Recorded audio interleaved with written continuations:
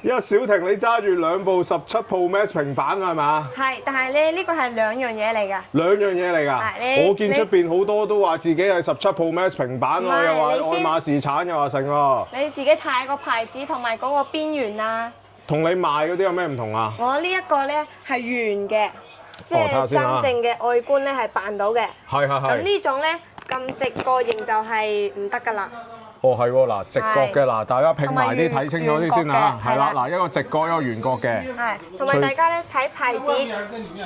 睇牌子係嘛？係，我哋呢個咧係最新嘅。我哋賣呢個咧就係 Panko。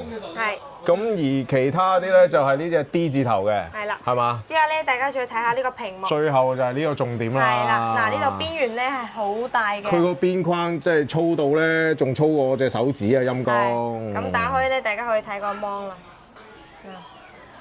大家自己睇。哇！呢個完全兩樣嘢啊！係啊。所以大家即係過嚟咧，就要試清楚、睇清楚啦，係嘛？係啦，自己揀。